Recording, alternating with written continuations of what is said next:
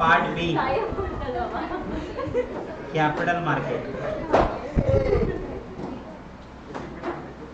Capital market में से आपको देखना है फाइनेंशियल इंस्ट्रूमेंट, फाइनेंशियल इंटरमीडियरी, और तीसरा आपको देखना है फाइनेंशियल इंस्टीट्यूशन। ये तीन पार्ट पढ़ने आपको, और इस पे आपको शॉर्ट नोट्स आएंगे लिखने के लिए। तो इसमें से पहले अपन कवर करें फाइनेंशियल इंस्ट्रूमेंट। ये आपके एफएम से रिलेटेड है, इसलिए अपन फाइनेंशियल इंस्ट्रूमेंट ले। फाइनेंशियल इंस्ट्रूमेंट में सबसे पहले कौन सा आता है? शेयर्स। तो shares are the share capital of the company including the stock, and the kind of share are the equity share capital. और दूसरा आता है आपका preference share capital. Equity share capital को वापस दो पार्ट में डिवाइड किया था अपन ने। कौन सा? Equity share with differential voting right, and different share की जगह equal voting right. Equal voting right वाले वैसे भी अलाउड है, डिफरेंशियल के लिए रूल्स एंड रेगुलेशन अपने को देखने पड़ेंगे। प्रेफरेंस में भी टाइप है cumulative, non cumulative, participating, non participating, convertible, non convertible, redeemable and irredeemable. So will start with the first preference shares, preference share capital and equity share capital. तो पहले equity की बात करते हैं। ओके, इक्विटी वाला part मैंने आपको लिख के दिया हुआ है। This is what? Risky capital. Dividend आपको कैसे मिलेगा? Fluctuating rate. फेस वैल्यू कैसे रहेगा आपका? 10 रुपए या 1 रुपया। फेस वैल्यू आपका हमेशा लोअर रहेगा। बोनस शेयर मिलेगा, वोटिंग राइट मिलेंगे। इसमें टाइप कौन सा है? Equal right and differential voting equal right. Then company जब वाइंड अप करेंगे तो वाइंडिंग अप के टाइम पे आपको लास्ट में पैसा दिया जाएगा, after debenture, after preference. Then यहाँ पे आपका इक्विटी वाला पार्ट क्या हो जाता है? खत्म हो जाता है। इक्विटी में से डिफरेंशियल वोटिंग राइट, ये जो डिफरेंशियल वोटिंग राइट है, इसको इशू करने के लिए आपको रिजोल्यूशन पास करना जरूरी है। कौन सा रिजोल्यूशन पास करेंगे? ऑर्डिनरी रिजोल्यूशन पास करेंगे तो ही आप डिफरेंशियल वोटिंग राइट इशू कर सकते। कितने कर सकते? Up to 26% of paid up share capital. Now अगर आपको डिफरेंशियल वोटिंग राइट देने हैं तो इसके लिए आर्टिकल ऑफ एसोसिएशन की परमिशन की जरूरत है। देन चौथा, no default in repayment of dividend. Dividend देने में आपका डिफॉल्ट नहीं होना चाहिए। और एक और default, no default in filing the returns. Return का मतलब एनुअल रिटर्न और आपके फाइनेंशियल रिटर्न। इसमें डिफॉल्ट किया है तो आप वोटिंग राइट शेयर डिफरेंशियल वाले इशू नहीं कर सकते। On satisfaction of this condition only. And last one is no default in statutory dues. Statutory dues का मतलब एम्प्लॉइज की सैलरी, गवर्नमेंट के टैक्सेस, पब्लिक प्रोविडेंट फंड के पैसे, इसमें डिफॉल्ट नहीं होना चाहिए। तो तीन कंडीशन ऑर्डिनरी, 26 से ज्यादा नहीं आर्टिकल, और तीन condition no default, no default, no default. ना डिविडेंड में, ना इंटरेस्ट देने में, ना फाइलिंग रिटर्न में, ना स्टैट्यूटरी ड्यूज में। एक बार गो थ्रू करो अच्छे से। नहीं भी है ना, क्या बोल रहे हो?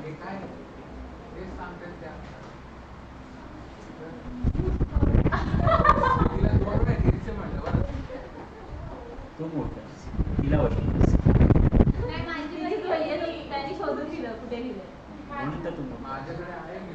मग का पागलेचा डन। काय संध्याकाळी एकमेकांना व्हॉट्सअपवर, अरे माझ्याकडे नाहीये, पाठव रे जरा फोटो। पण लिहिलं लिहिलं इंडिया लिहिलं तुम्ही त्याच्या खाली पण आता भेटला का तुला?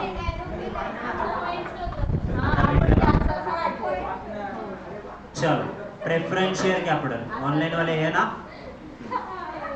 हाँ sir, preference sir. Share capital का फीचर क्या है? इनको फिक्स रेट से डिविडेंड मिलता है। ये कैपिटल सेफ है, voting right into the related matter to tape, no bonus share, यानी इनको कभी बोनस शेयर नहीं दिया था। फेस वैल्यू 10 या 100 रुपए का होता है, थोड़ा सा हायर होता है इक्विटी से, सेफ कैपिटल है। देन टाइप में अगर देखोगे तो इरिडीमेबल एंड रिडीमेबल। रिडीमेबल का मैक्सिमम पीरियड होना चाहिए 20 इयर्स। इरिडीमेबल इंडिया में अलाउड नहीं है। क्यूमुलेटिव, नॉन क्यूमुलेटिव, हर साल डिविडेंड डिक्लेयर भी करेंगे, पे भी करेंगे। नॉन क्यूमुलेटिव, हर साल डिविडेंड डिक्लेयर करेंगे बट पे नहीं करेंगे, आपके प्रिंसिपल अमाउंट में वो ऐड होता जाएगा, that is accumulated preference share. Convertible, non convertible, जिनको इक्विटी शेयर में कन्वर्ट करने का ऑप्शन है कन्वर्टिबल, जिनको नहीं है non convertible. Participating, non participating, now सबको प्रॉफिट बांटने के बाद अगर कुछ सरप्लस बचा तो वो सरप्लस आपके इक्विटी शेयर होल्डर की जगह प्रेफरेंस शेयर होल्डर में डिस्ट्रीब्यूट करेगा। जिनको पार्टिसिपेट करने का राइट है पार्टिसिपेटिंग, जिनको नहीं है वो नॉन पार्टिसिपेटिंग। रीपेमेंट, इक्विटी से पहले, डिवेंचर के बाद ये रीपे हो जाएंगे। देन नेक्स्ट वन कौन सा आपका, तो नेक्स्ट वन इज यहाँ पे share warrant with differential voting right, वो अपन ने ऑलरेडी कवर किया हुआ है।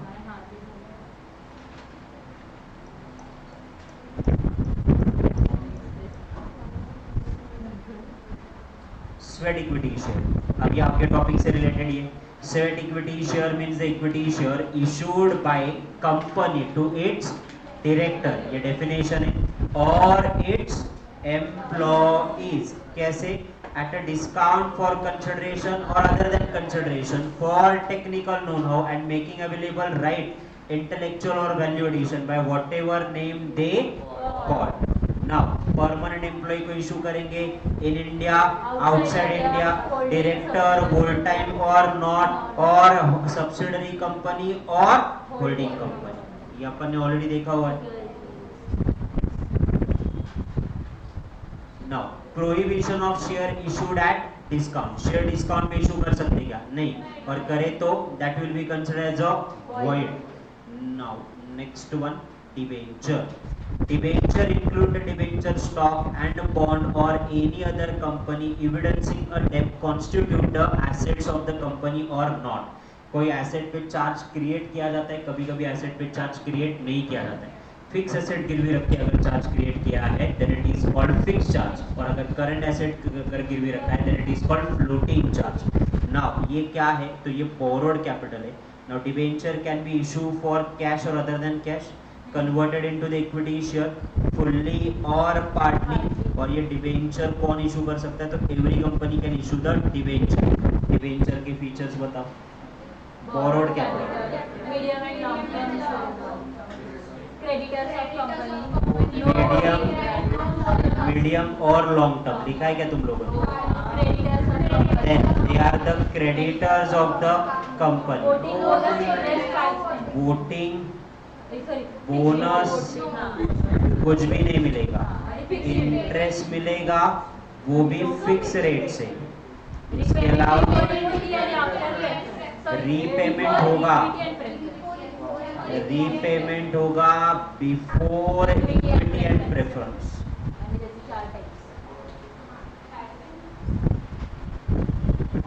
एंड उसके अलावा टाइप्स, रजिस्टर एंड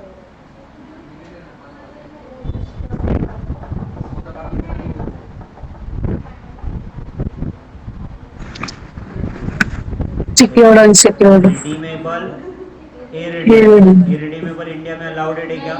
नहीं। देन उसके अलावा नेक्स्ट वन सिक्योर्ड अनसिक्योर्ड, अगर कोई सिक्योरिटी दी है secured which is also called as mortgage debenture, security नहीं दी है तो अनसिक्योर्ड नेकेड डिबेंचर। अकाउंट्स का रिवीजन भी हो रहा तुम्हारे यहाँ पे। Convertible, non convertible, non convertible इसके अलावा most important register and bearer now register and bearer का मैंने डिबेंचर का डिफरेंस आपको लिख के दे दिया था। रजिस्टर एंड बेरर में मैंने क्या बोला था? तो रजिस्टर एंड बेरर में मैंने आपको ये बोला था that register and bearer, register में सर्टिफिकेट पे नाम होता है, यहाँ पे नाम नहीं होता है। नॉट निगोशिएबल, निगोशिएबल, इसको ट्रांसफर करने के लिए ट्रांसफर डेट बनाना पड़ता है और इसके लिए डेट बनाने की जरूरत नहीं है। Now the next one, cannot transfer by mere hand delivery, can transfer by your hand delivery। एक बार just go through करो एकदम।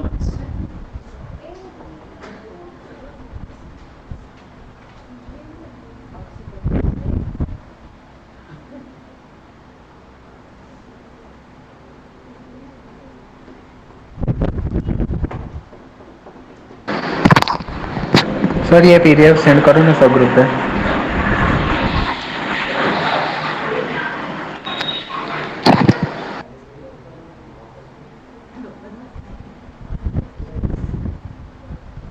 हाँ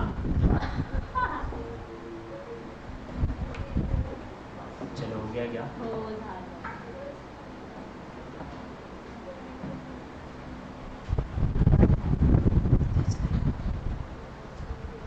तिला असं झालं कधीच वाटलं नाही.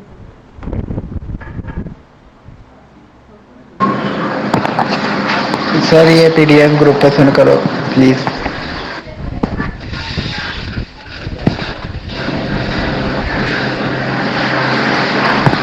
सर स्क्रीन बहुत ब्लर दिख रही है सर।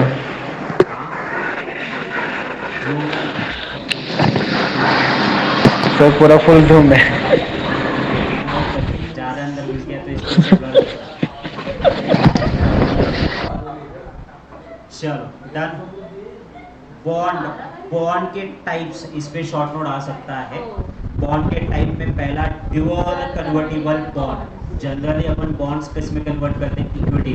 बट अब इक्विटी की जगह प्रेफरेंस में भी कन्वर्ट कर सकते हैं या फिर इक्विटी में भी कन्वर्ट कर सकते हैं। दैट्स व्हाई दो ऑप्शन दिए। That's why it is called as what? Dual convertible bond.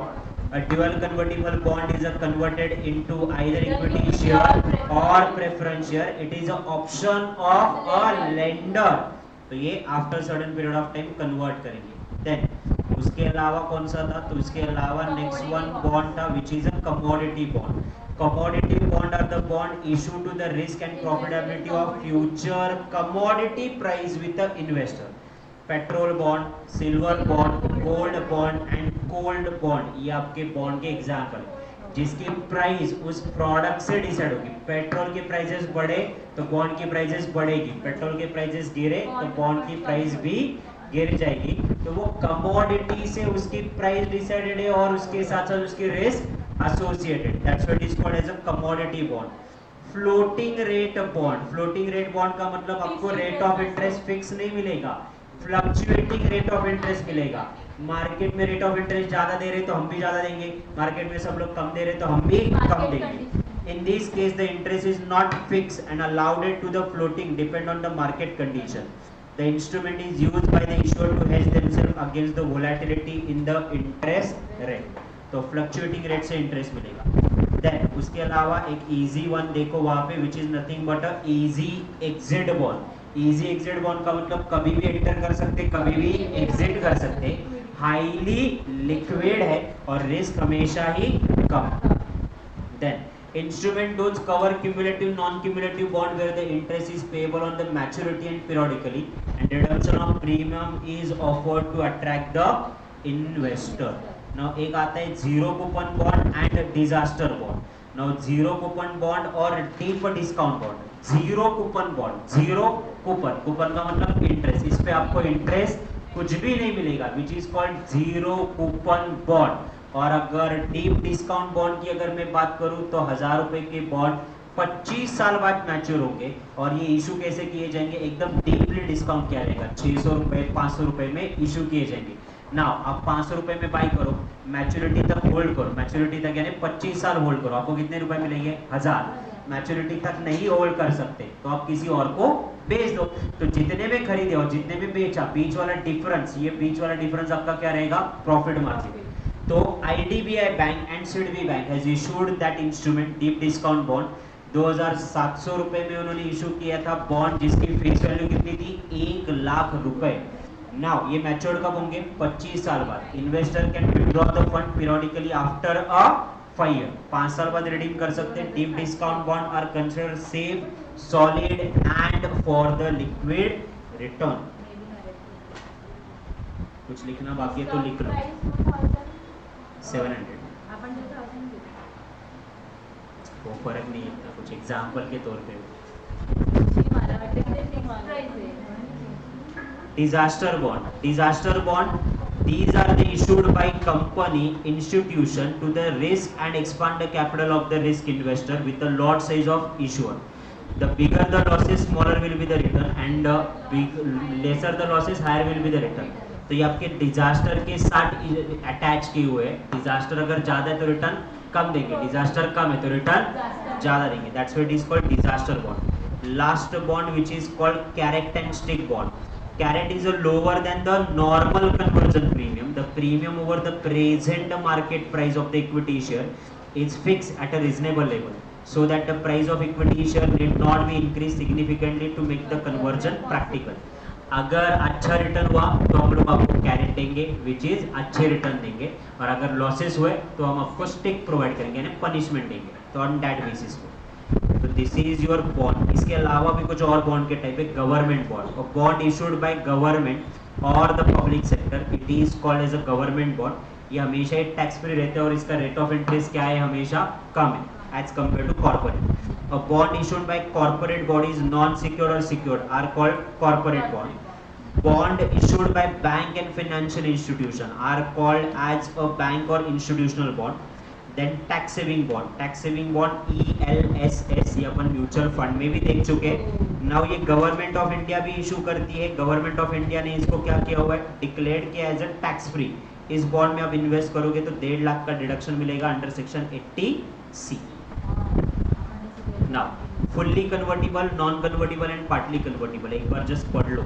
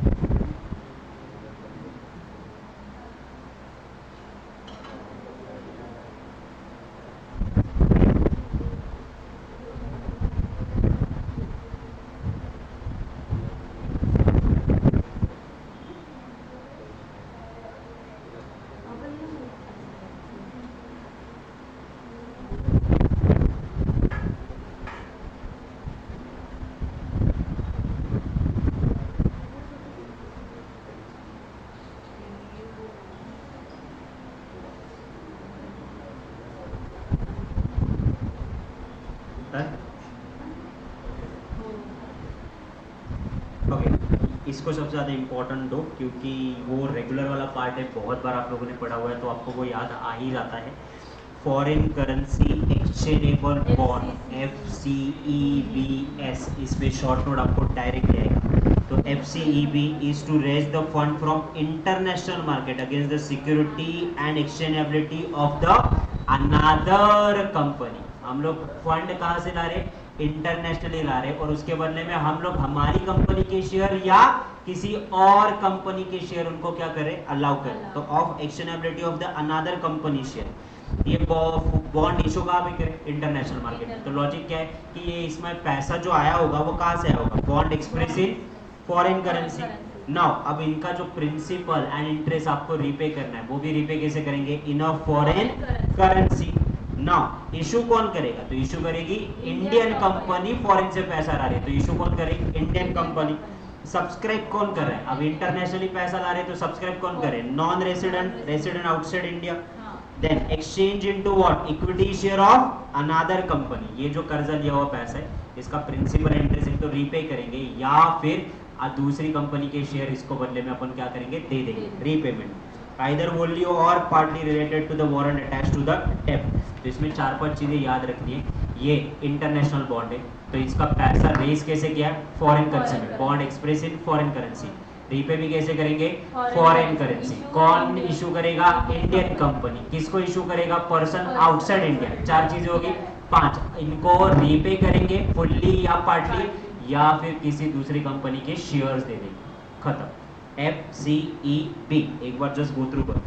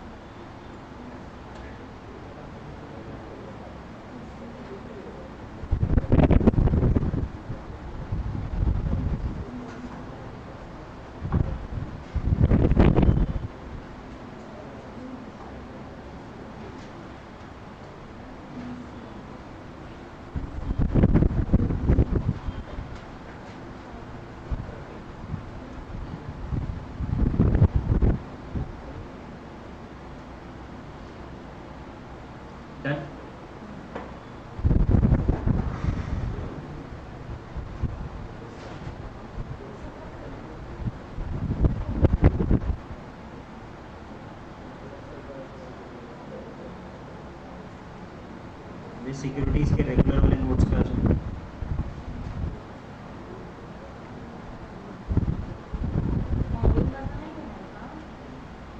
वही है सेम मॉड्यूल में, इतना कॉम्प्लिकेटेड करवा के नहीं, ये बहुत ज़्यादा इजी, फटाफट हो।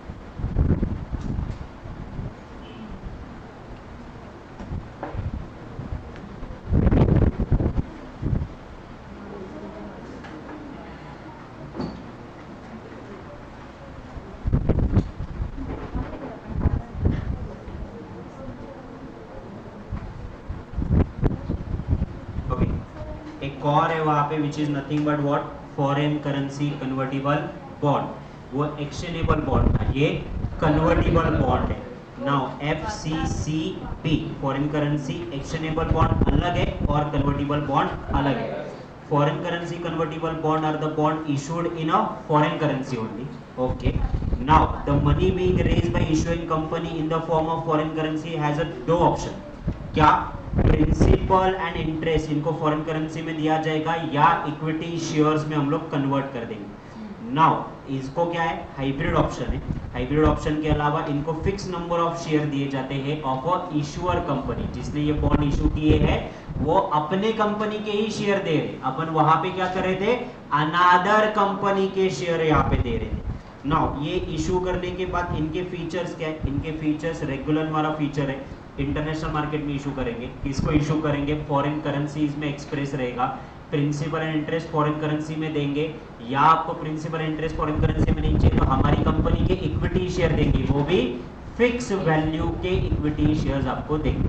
Okay, then foreign currency exchangeable bond हम लोग ऑलरेडी कवर कर चुके हैं। Indian depository receipt. Now Indian depository receipt are the issued by domestic depository in India against the underlying equity share issue of a foreign company. Now foreign company क्या कर रही है, अपने शेयर कहाँ बेच रही है, इंडिया में बेच रही है। तो इंडियन डिपॉजिटरी रिसीट में इन्वेस्ट कौन कर रहा है, इंडियन पीपल। शेयर इशू कौन कर रहा है, फॉरेन कंपनी। ना इनकी प्रोसेस क्या इशू करने की, फॉरेन कंपनी उनकी कस्टोडियल बैंक जो है उनके पास शेयर डिपॉजिट करेंगे। Now foreign custodial bank Indian domestic depository को वो शेयर ट्रांसफर करेंगे और इंडियन डिपॉजिटरी वो शेयर किसको देंगे, आपको। बेनिफिट क्या है, provide a large pool of capital for issuing of capital, grant a brand recognition of the issuing company, facilitate acquisition in India and exit route for the additional shareholder. ये तीनों चीजें detail में देख लो एक बार। पहला convertible bond देख लो,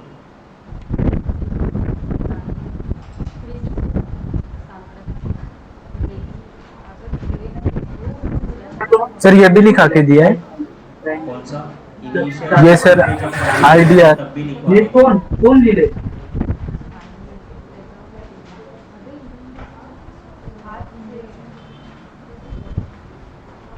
sir जरा page number सांगा। इसमें नहीं मेरे वाला, इसमें नहीं हाँ चार्टर्स में है, नोटबुक में लिख के दिया, इवन वहाँ पे भी होगा। सर आप नहीं देखना नहीं है। सर प्रिंट नहीं हुआ नहीं है सर सापडलं ना त्यांना। मैंने लेक्चर्स कवर किए थे सर, उसमें नहीं था।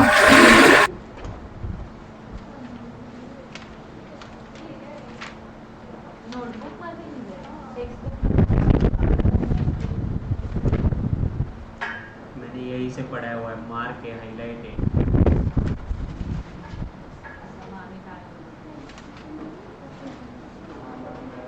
आप इंटरमीडिएट में देख रहे हो, फाइनेंशियल इंस्ट्रूमेंट में।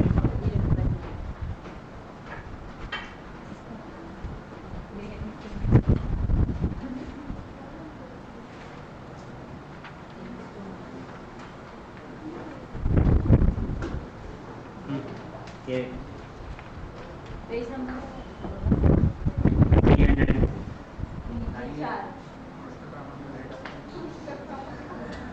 ठीक आहे, त्याला काहीतरी नाही मिळालं म्हणते 304 त्याला काहीतरी नाही मिळालं त्याच्यावर नाही छापलं